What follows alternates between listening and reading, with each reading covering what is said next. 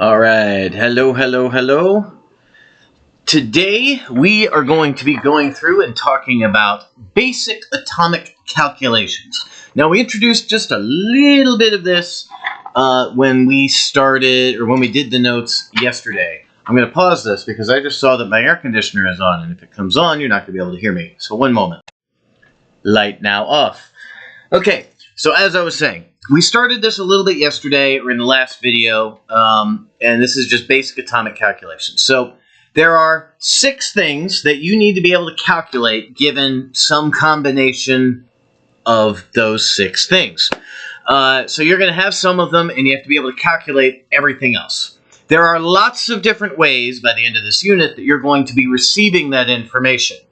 For now, we are going to be giving you the number of protons, neutrons, and electrons, and asking you to calculate the atomic number, the mass number, and the ionic charge. Now, you might want the notes for this. This is the 3rd section of, actually this is technically the 2nd section of notes. This is 3.2 on the notes page, or this is the bottom half of page 2 if you are looking at the full set of notes. So this could be helpful because it has some important equations down here. And you will also have to have a periodic table in order to do this. So if you don't have a periodic table or can't see one, go get one, because this is not going to make any sense unless you have this. Okay? I'm going to assume you've done that by now. So 6 main things: the number of protons, neutrons, and electrons. As I said, these 3, calculating these 3, we are not going to worry about today. We are going to be worrying about figuring these out later. Okay, when we start doing ion notation, we'll spend a lot of time calculating those things. Okay, give me a second. Something just popped up on my screen. Okay. So we'll spend a lot of time calculating those later. Right now, the main thing that we want to focus on is these 3 things: determining the atomic number, determining the mass number, and determining the ionic charge. There are a couple other things we're going to talk about, like cations versus anions, and long and shorthand isotope notation, but we'll save those for the end of the video. So, first off, for atomic number, we have talked already quite a bit, in fact, about what the atomic number actually is. The atomic number is the number of protons.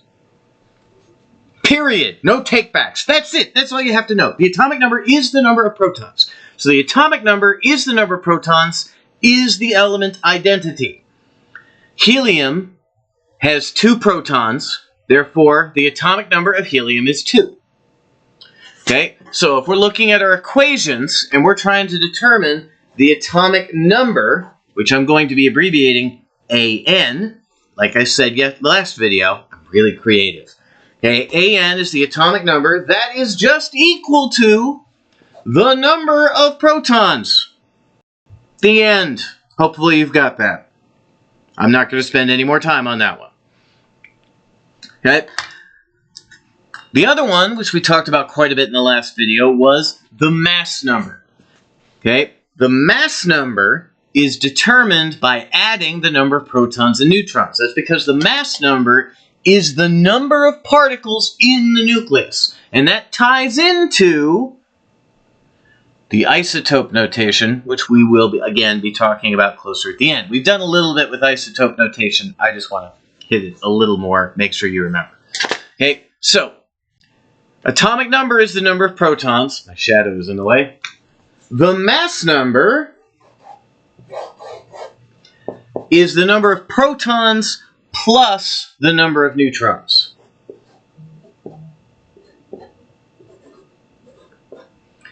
Okay, so in this case, you will be given the number of protons and the number of neutrons, and you need to calculate the mass number. Okay? And then the last one for this is the ionic charge, which again, we talked about the other day in the last video. The ionic charge is the number of protons and electrons, but in this case, instead of adding them, we are subtracting them. And I didn't leave enough space, so I'm going to write this equation sideways. So, cope. Okay, so the ionic charge is equal to protons minus electrons. Okay, so what I'm going to do somewhere, I'm going to give you a list of protons, neutrons, and electrons, and we are going to figure out the atomic number, the mass number, and the ionic charge. I'm going to do 3 of those in this video, and then I'm going to give you a worksheet. Well, we're going to practice with about 20 more atoms where you have to do this, okay, along with a couple of other things. So I am going to probably erase a couple things on this, and then we'll get right back to it. All right. If you are trying to work this on your own, or you want to try to figure out how to do these, I'm going to do the first one, and then I'm going to assume that you're pausing this so you can try the other 2. Okay, so for the first one, we have 4 things that we're trying to figure out. There are several other things, but I only had so much space on my whiteboard, so we'll come back to those. Okay, first off, we want to figure out what the element symbol, and on the worksheet it'll be the element name, just FYI. But I didn't have room for that. So we want to figure out what the element symbol is. Well, to get the element symbol, we care about the number of protons, because the number of protons identifies the element. So this has 5 protons. So we find element 5 on here. It's off on this side, right there. Okay, element 5 is boron. Okay, so boron has 5 protons. So its element symbol is B. So we're just going to put capital B. In the case, again, on the worksheet, you would actually be writing out boron. Now, we can also figure out the atomic number very, very easily. No math required. Because the atomic number is the element, is the number of protons. So this has to be 5. Easy peasy. The mass number is protons plus neutrons. So 5 plus 6 gives us 11.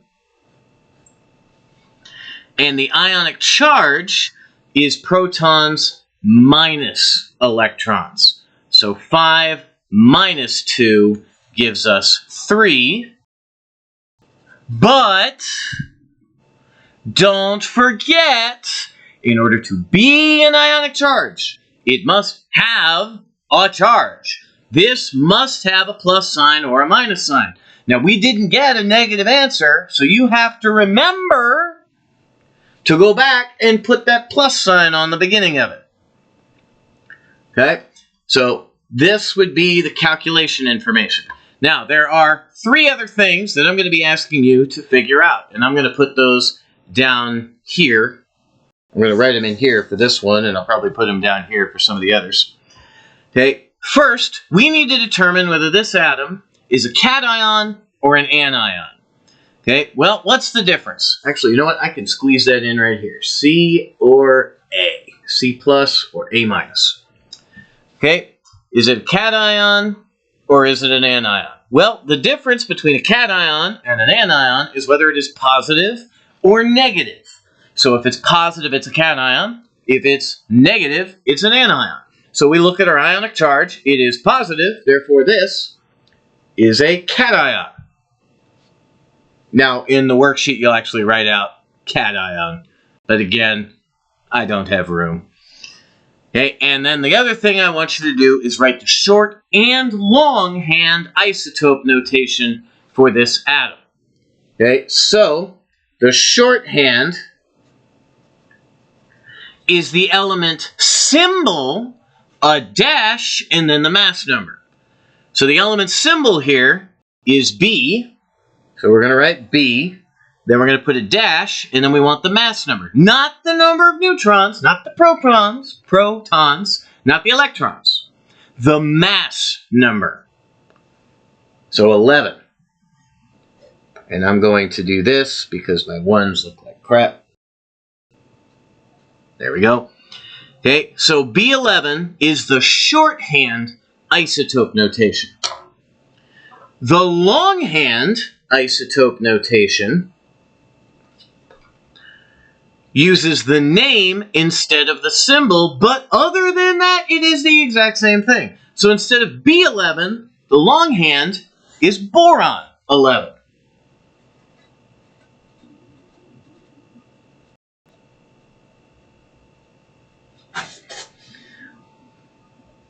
That's it.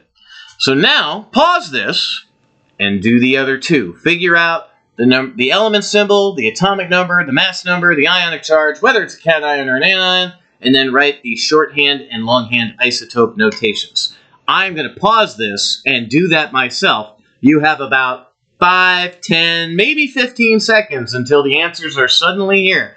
So hurry up. You've got a couple seconds. Okay, I'm pausing this now and filling out the information. I just realized something, so I'm going to go ahead and mention it, even though you guys probably already have this done. I want you to go across the row, like we did for the first one. Don't go down the columns, figure out all the atomic numbers, and then all the mass numbers, and all the ionic charges. Work the row. Do the entire row. I'm not holding this up to show you because I've already made part of my key. Do the entire row before you go on to the next row.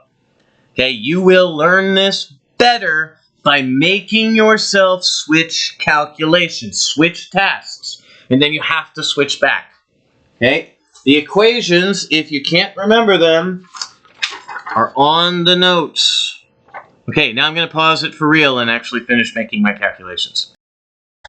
All right, now, here are the answers. If you want to just pause it and check it, go for it. I'm going to go through now and explain these, so I'm going to kind of jump around. This is going to be moving. Okay, so I gave you 7, 8, and 10 for the second atom. 7 protons is nitrogen. You know that by looking up element number 7 on the periodic table. It's just a couple away from boron. Okay, because the atomic number is 7, because the number of protons is 7, the atomic number is 7, because they're equal. The mass number is the sum of these two, so 7 plus 8 is 15, which gives us this. The ionic charge is the difference between these two, protons minus electrons. 7 minus 10 is negative 3. Since it's negative, that is an anion. And then to figure out the shorthand, it's the symbol, a dash, and the mass number. So N-15. Longhand is the name instead of the symbol. So nitrogen-15. For the third one, 28, 30, and 28. Nickel is element 28. You look it up on the periodic table, find the blue number. Okay, the atomic number is the number of protons still.